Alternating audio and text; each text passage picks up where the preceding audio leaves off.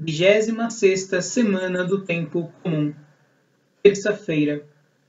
A atividade econômica e a justiça social. Números 2426 a 2436. Em nome do Pai, do Filho e do Espírito Santo. Amém. Vinde, Espírito Santo, enchei os corações dos vossos fiéis e acendei neles o fogo do vosso amor. Enviai o vosso Espírito e tudo será criado, e renovareis a face da terra.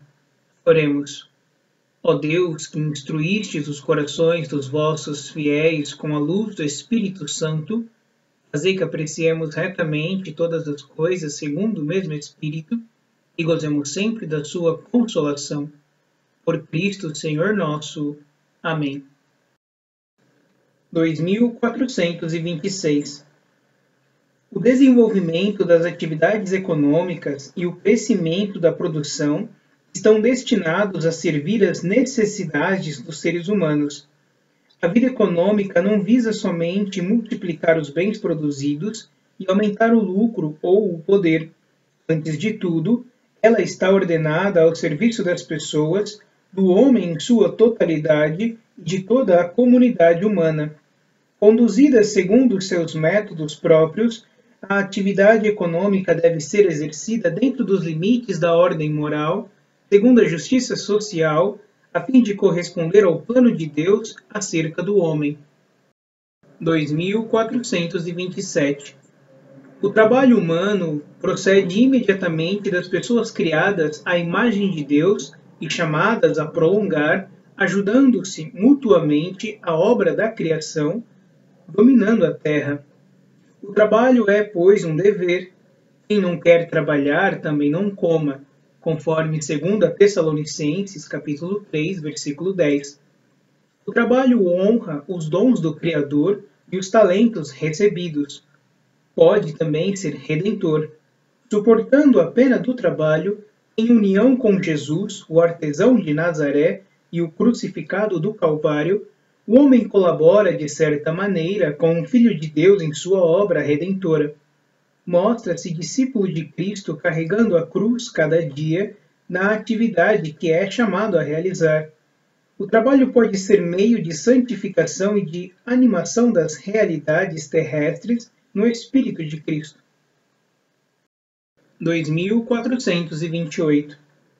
No trabalho, a pessoa exerce e realiza uma parte das capacidades inscritas em sua natureza. O valor primordial do trabalho está ligado ao próprio homem, que é seu autor e destinatário. O trabalho é para o homem, e não o homem para o trabalho. Cada um deve poder tirar do trabalho os meios para sustentar a si e aos seus, e para servir à comunidade humana. 2429.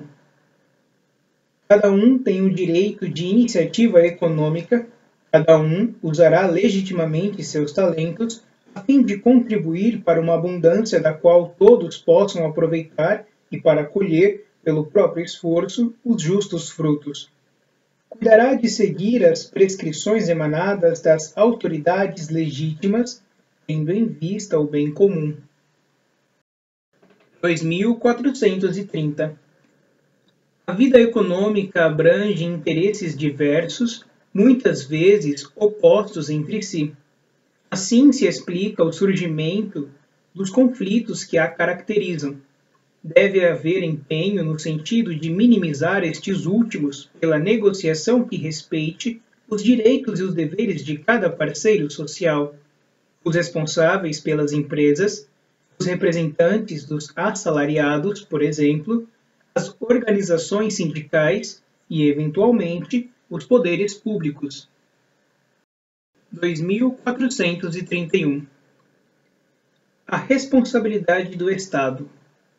A atividade econômica, sobretudo a da economia de mercado, não pode desenvolver-se num vazio institucional, jurídico e político. Ela supõe que sejam asseguradas as garantias das liberdades individuais e da propriedade, sem esquecer uma moeda estável e os serviços públicos eficazes. O dever essencial do Estado, por conseguinte, é assegurar essas garantias para que aqueles que trabalham possam gozar do fruto de seu trabalho e, portanto, sentirem-se estimulados a realizá-lo com eficácia e honestidade. O Estado tem o dever de vigiar e conduzir a aplicação dos direitos humanos no setor econômico. Nessa esfera, porém, a primeira responsabilidade não cabe ao Estado, mas às instituições e aos diversos grupos e associações que compõem a sociedade. 2432. Os responsáveis pelas empresas têm perante a sociedade responsabilidade econômica e ecológica por suas operações. Têm o dever de considerar o bem das pessoas e não apenas o aumento dos lucros, ainda que estes sejam necessários, pois permitem realizar os investimentos que asseguram o futuro das empresas, garantindo o emprego.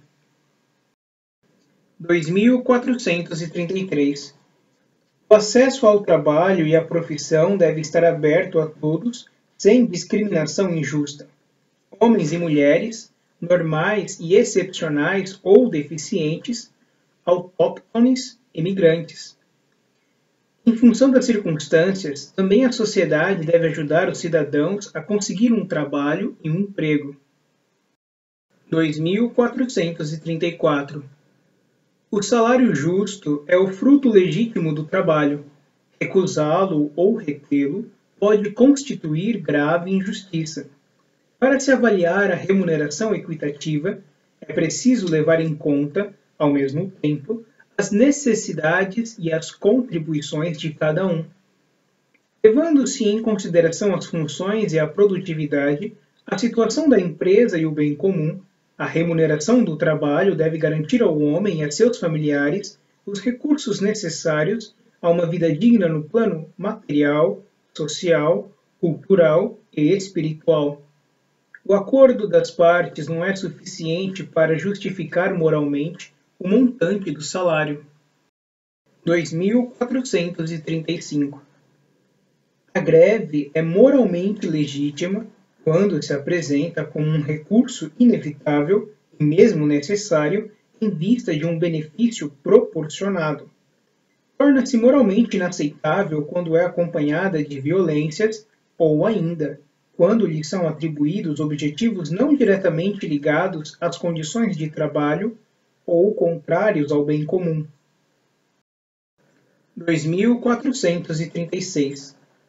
É injusto não pagar aos organismos de seguridade social as cotas estipuladas pelas autoridades legítimas. A privação do trabalho por causa do desemprego é quase sempre, para quem a sofre, um atentado à dignidade e uma ameaça ao equilíbrio da vida. Além do prejuízo pessoal para o desempregado, daí advêm numerosos riscos para sua família.